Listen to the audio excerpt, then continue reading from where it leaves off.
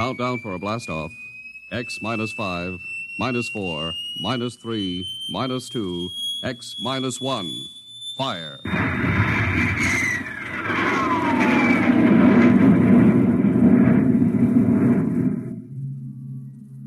From the far horizons of the unknown come transcribed tales of new dimensions in time and space. These are stories of the future, adventures in which you'll live in 1,000,000 could-be years on 1,000 maybe worlds. The National Broadcasting Company presents X minus 1.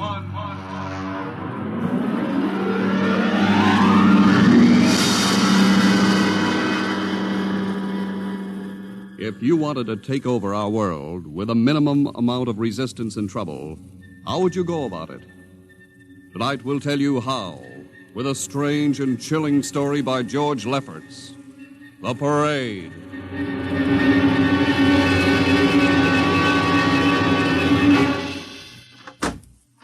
You are Mr. Sid Ryan. The same. My name is Luchar. I am a Martian. Pleased to meet you, Mr. What was that again?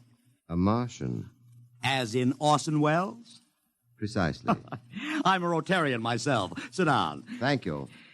Now that we've had our little joke, Mr. Luchar, what can Publicity Associates do for you? I am interested in obtaining publicity.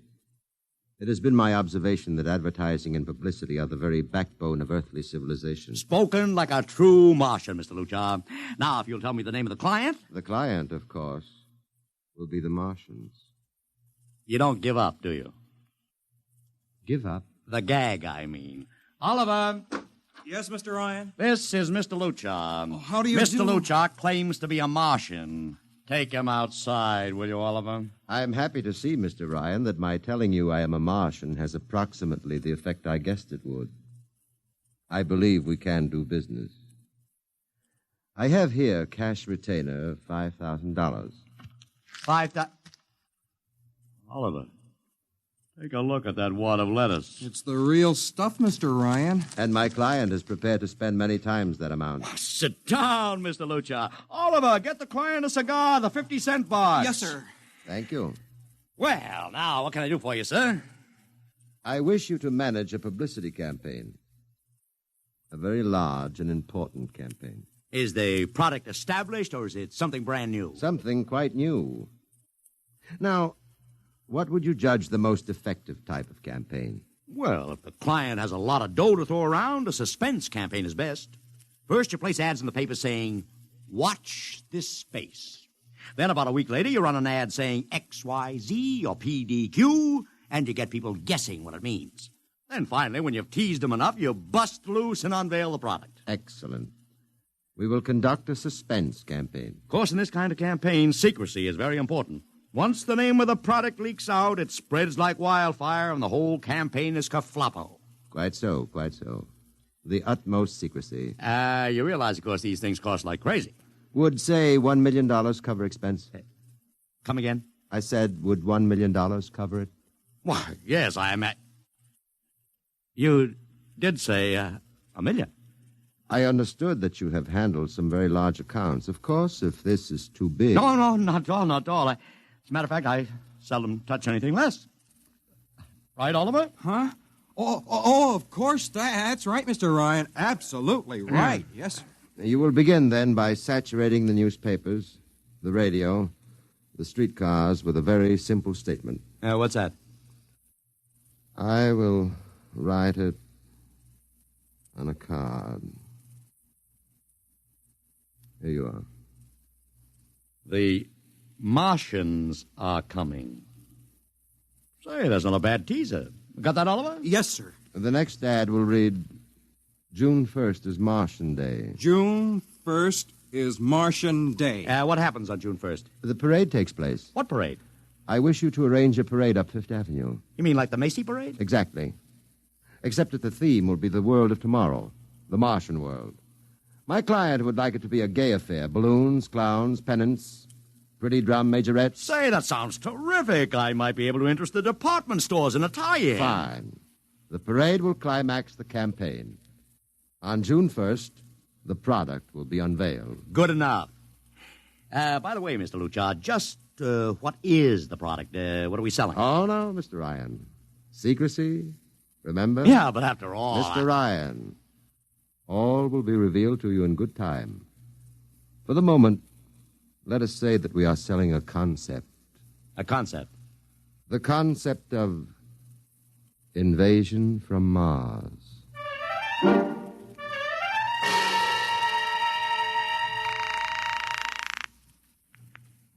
Sorrel Talent Agency. Sammy Sorrell, please. This is Sammy. This is Sid Ryan over at Publicity Associates. Listen, Sammy, how you fixed for midgets? I got midgets. Fine, I need 40 midgets for a parade. 40. June 1st. And listen, Sammy, I want them dressed in little spacesuits. In little... You know, like men from Mars. Mars. Okay? And I want some movie extras, maybe 50 of them. 50. Also rigged up like men from Mars. Make them look gruesome. Got that? Gruesome. Also, I need some horses with pretty girls on top of them. Maybe you can get that bunch from Maroney's Traveling Circus, the one we booked for the Fireman's Parade in Albany last year. Yeah, I'll try, Sid. Never mind the expense. Just get me the talent. It sounds like you landed a big client there. Who is it? It's a secret. I gotta hang now. Call me back, Sammy. Right. How you doing, Oliver? Oh, fine, Mr. Ryan, just fine. I got 100 small boys pasting little stickers. The Martians are coming on the subway platforms. Good. We got full-page ads in all the dailies. Good. And 10-second spot announcements on every local station. Good. It's costing a fortune. Good. The more it costs, the bigger our percentage. Spend like you were going to the electric chair, Oliver. Yes, sir. How are you making out in the parade? If it comes off, it'll be the biggest thing since Barnum invented the midget. I've got Macy's, Gimbals, and Saks to contribute floats. Everything is built around the Martian theme, see? Even the horses will have long feelers attached to them and funny-looking extra legs. It'll be sensational. That sounds fine, only... Only what? Mr. Ryan, we don't even know what we're selling. Oliver, my boy, do you think old Sid Ryan has been sitting here spending all this moolah and not putting two and two together? You mean you know who Luchar represents? Just by accident, understand? I have learned that Century Pictures is making a big new epic. One of those expensive pictures they make in secret and then spring on the public because they don't want the other studios to get the jump on them. What's the picture? A space opera titled Invasion from Mars, get it? Oh, I begin to see. Also, by mere coincidence, it's supposed to have its premiere sometime around June 1st. You follow me? Yes, but, Mr. Ryan, Century has an exclusive contract with New Feature Syndicate for all their publicity. Suppose Century Pictures doesn't like the way New Features is handling their stuff. They want to get out of the contract, but New Feature says no, so they have to get around the contract. A man named Luchar, client unknown, starts publicizing the Martian invasion. Need I go further? I don't know, Mr. Ryan. Sounds pretty far-fetched to me, but I don't know. That's what I like about you, Oliver. You're so innocent.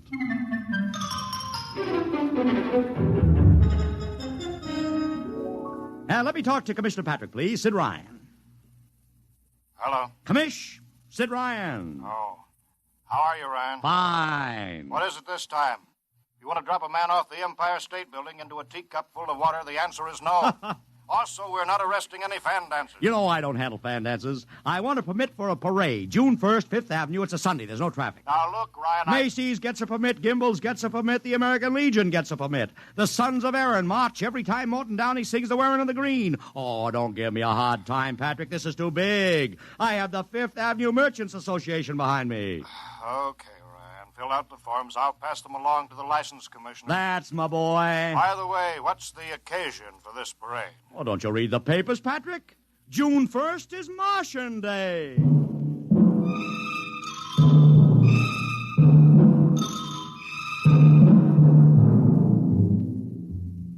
How is the campaign going, Mr. Ryan? Like wildfire, Mr. Luchar, like wildfire. Everybody and his brother is going along with the gag. Yesterday, we distributed 50,000 Martian hats to school kids. I got some of the merchants doing World of Tomorrow displays in their windows. Every big novelty manufacturer in town is climbing on the bandwagon. They want to get into the parade with floats, giveaways, anything. Everybody smells a buck to be made.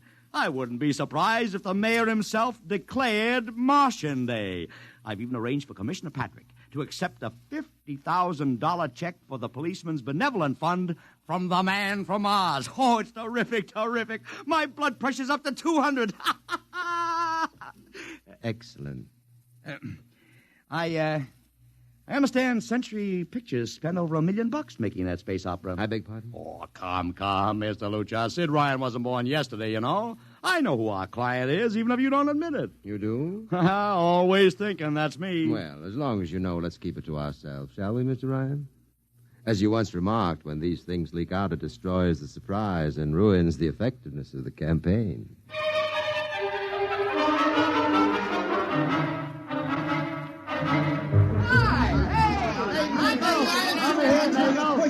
Ladies and gentlemen, this is Ken Daly speaking to you from our portable transmitter atop the reviewing stand for the much-heralded Martian Parade on Fifth Avenue. It's a beautiful sunlit day here in New York, a perfect day for a parade, and the streets are packed with thousands of spectators all eager to find out what this is all about. There's an air of shrill expectancy. Some of the kids and their parents have been camped on the curbstone since early this morning to be sure of ringside seats when the so-called Martians pass by. I've just had word from Saul Brown up at Central Park Mall that the Martians have landed from big pink balloons. And now, while we're waiting for the arrival of the parade, we brought some people up to our microphone to tell you their reactions to this most spectacular of all publicity stunts. That's right, come on. What's your name, madam? Miss Ada Shackley. A little louder, please. Miss Ada Shackley. Uh-huh, and where are you from, Mrs. Shackley? Columbus, Ohio. I see. And I see you have your family with you, too. Two little curly-headed blonde boys. Are you in New York on vacation? We came for the Shriners Convention with their daddy. What do you think of Martian Day, Mrs. Shackley? Well, it all seems very strange to me, but the boys have been pestering me to watch it, so we've been standing here 2 hours. I can't make head or tail of it. Well, neither can a lot of other people, Mrs. Shackley. But judging by the thousands here today, there's a lot of curiosity. Curiosity killed the cat, folks say. Well, let's hope not. Thank you, Mrs. Shackley. Mr. Ryan's here. Ryan, right. And this is Mr. Sid Ryan, ladies and gentlemen, the publicity man who's the brains behind the Martian Day stunt. Hello, Sid. Good morning, Kenneth. Easy, not so close to the mic. Oh, sorry. Hey, Sid, you've certainly lifted the lid this time. Looks like it, doesn't it? Sid, there's been a great deal of speculation as to exactly what all this is leading up to. I've heard some folks say it's a big war bond drive. Others think it's just to stimulate local business. And, look, I understand in the trade itself, the smart money says you're building for the premiere of Century's forthcoming extravaganza, Invasion from Mars. Now, come clean. Can you tell us what the real story is? Ken, I'd like to, but honestly, I can't. Oh, man of mystery, eh? Are you going to watch the parade from the stand here? No, Ken, I can't stand noise. I'm going up to my office and watching comfort. Well, thank you, Sid Ryan, and good luck. And here they come, ladies and gentlemen. The first units of the big Martian parade, swinging down Fifth Avenue with fanfare, colored streamers, music, confetti, floats, all the trappings of a Mardi Gras. And here in the vanguard is a whole troop of little midgets in weird-looking pink and blue spacesuits, carrying Rube Goldberg weapons with signs painted on them. Let's see, I can read one which says, Atomic Blaster. Another one has a placard reading, We're Martian through Georgia. And here come the clowns, laughing and falling all over each other. They're giving free sugar candy to the kids along the way. Yes, ladies and gentlemen, this is a happy, laughing crowd along Fifth Avenue today. A true reflection of the great sense of humor and good nature that makes America the place it is.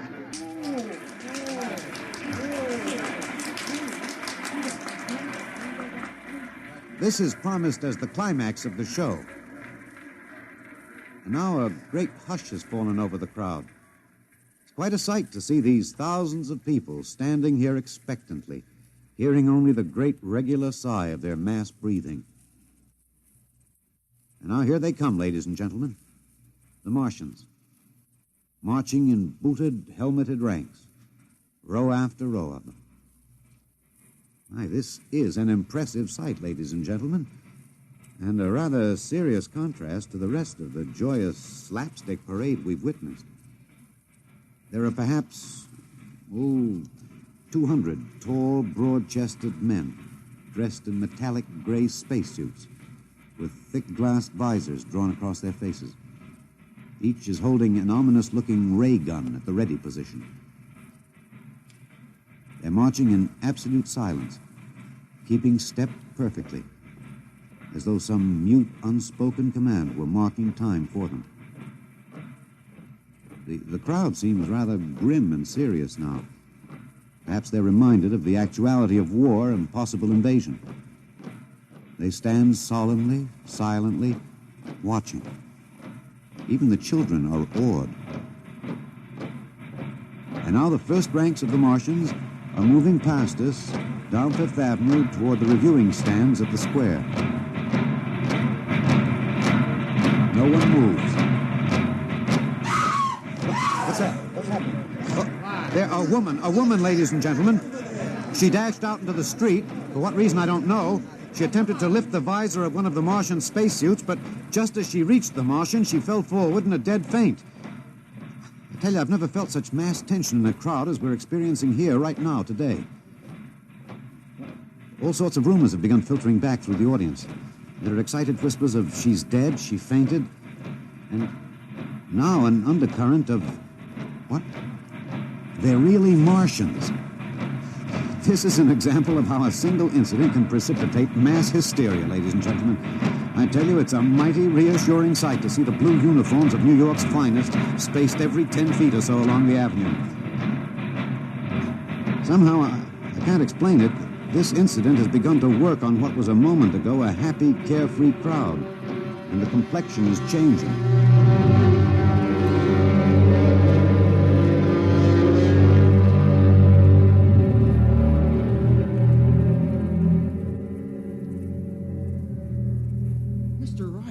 Did you see that?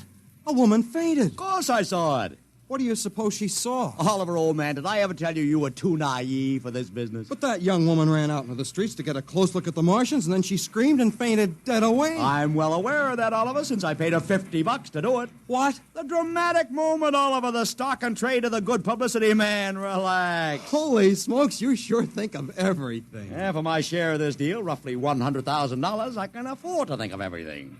Shut the window. Don't you want to see the finish? We'll go down to the reviewing stand for the finish. Right now, I want to make a phone call. By the way, where's Lucha? I haven't seen him. Well, he'll be around. Boy, those Martians sure look like the real thing. How would you know the real thing if you saw it, Oliver? Well, gee, I don't know. Close the window, Oliver. Oh, yes, Mr. Ryan.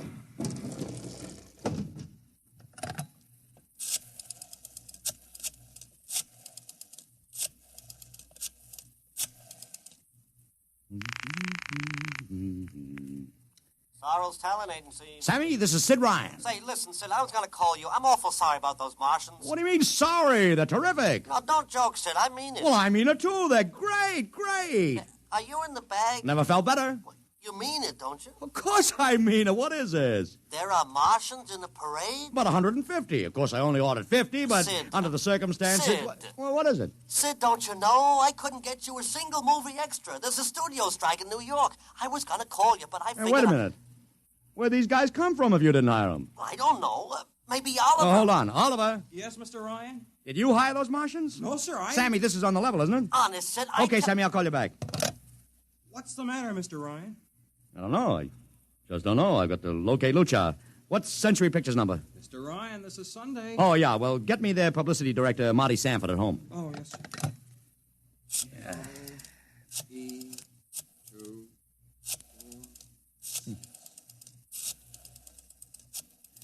Here you are. Thanks. Sanford. Marty, this is Sid Ryan. Oh, hello, Sid. How's the big Fine, fine. promotion? Listen, Marty, this is dead serious. On the level. Get it? What's wrong? I've got to locate Lucha. Lou who? Lucha, come on now, Marty. This is life and death. The guy you sent over to hire me for the invasion picture. Invasion picture? Invasion from Mars, the space opera. Are you batty? Marty. That picture was shelved last month. What? Sure, back in the can. Too expensive and too fantastic. The big shots decided you can't sell a Martian invasion to the American public. And I never heard of a guy named Lou... Mother heaven. What is it, Mr. Ryan? You look terrible. That's too fantastic. What's too fantastic, Mr. Ryan? Is something wrong? Open that window. I want another look at those Martians. Yes, sir.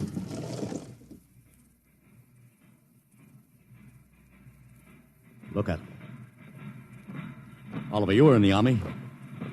Could 150 movie extras learn to march like that in, say, 24 hours? Not in 24 days, Mr. Ryan.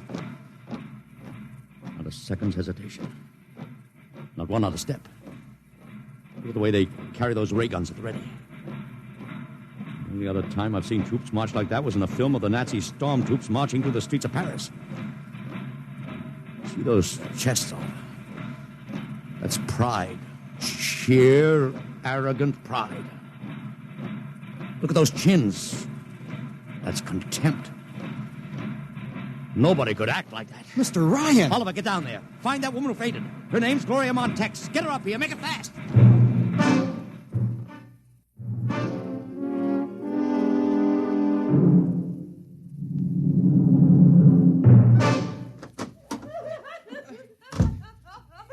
Here she is, Mr. Ryan. I can't get much sense out of her. Stay away from me. Gloria, it's me, Sid Ryan. Oh, don't kid me. You're a Martian. Gloria, settle down.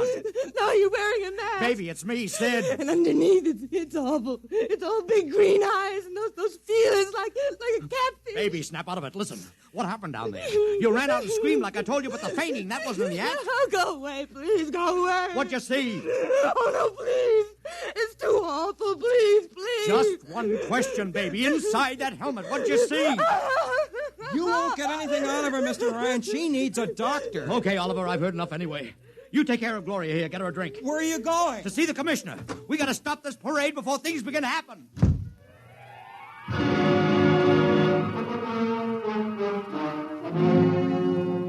Okay, Ryan, what's the beef? Listen, Patrick, I don't know what it is, see, but something's wrong. You gotta stop that parade. I suppose you'd like the riot squad. That would get you a front-page spread on every paper in town.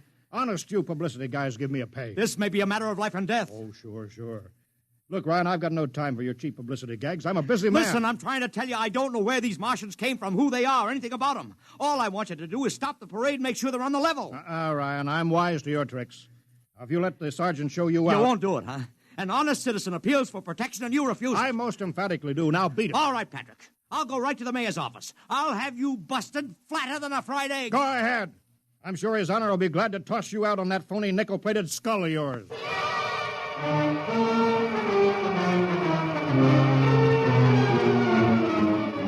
You heard me, Ryan. You cannot see the mayor. Adolf, please. This isn't a gag. I don't want publicity. All I want to do is maybe prevent something horrible from happening. In case you don't know it, wise guy, something horrible is already happening. A couple hundred little kids are in the hospital with ptomaine poisoning from that phony Martian candy you passed out.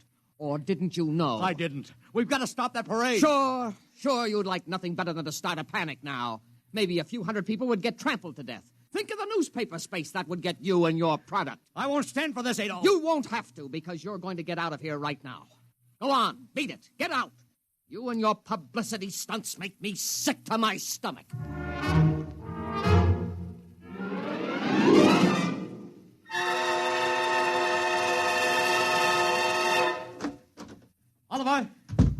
Oliver, where are you? Oliver! It is useless What? to scream at him, Mr. Ryan. Your friend is quite dead. Lucha. He wanted to run to the police with some story about a Martian invasion. I found it necessary to restrain him. Restrain him, you stinking murderer. Now, Mr. Ryan, collect yourself. After all our planning, it wouldn't do to have everything spoiled, now would it? Lucha, start talking and talk fast, because when you get through, I'm going to take you apart piece by piece. What's this all about? But surely you know, Mr. Ryan, after all, you've been publicizing it for months. Listen, you... Please, do not interrupt. You see, before colonizing your planet, we Martians sent advanced scouts to study your habits, your weaknesses. We found that the people on Earth are predominantly conditioned by advertising and publicity, and so we conceived the idea of treating our entire invasion as a vast publicity stunt. Clever, huh? After all, Mr. Ryan, who would suspect an invader who advertised his invasion in the newspaper, invited the public to his surprise attack, and spent millions publicizing his plans? Holy jumping catfish. You've done very well. Then There was no product. Ah, but there is a product. The product is death. What are you trying to do, Lucha? We Martians are a humane people, Mr. Ryan. We do not like to destroy thousands where a few hundreds would suffice. In exactly 2 minutes, our troops will treat the world to a spectacle of death, which will bring the rest of your planet to its knees in horror. Nations will clamor to surrender. Perhaps, Mr. Lucha, but not if I can help it. You...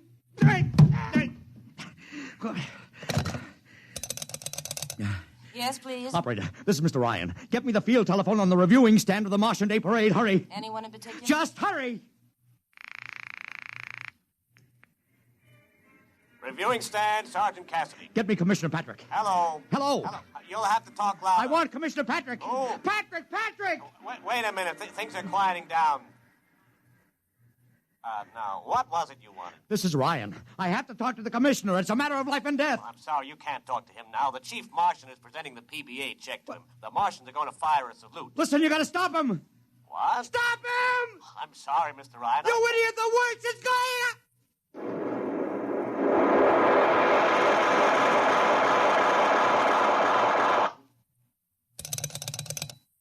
This is the operator. I'm sorry, Mr. Ryan, you've been cut off. I can't seem to get them back. Doesn't matter, operator. Nothing matters now.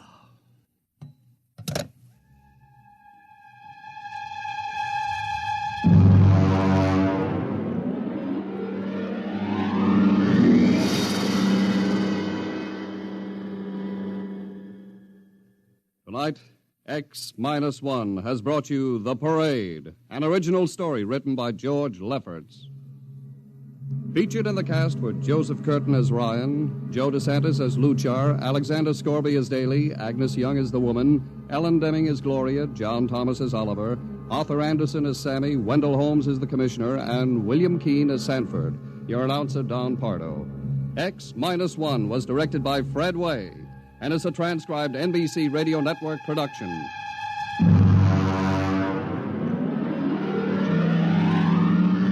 Next week, the tables turn. Instead of Martians invading Earth, we bring you a tale of men invading Mars. Ray Bradbury's brilliant short story entitled Mars is Heaven. Suppose you were a member of the first rocket ship crew to land on Mars, but instead of seeing Martians, you find that you've landed in a town that looks just like home, that all your dead relatives and friends are there to greet you, so that as incredible as it may seem, you think you're really in heaven. That is, you think so, right up to the fatal moment, the moment of X-1.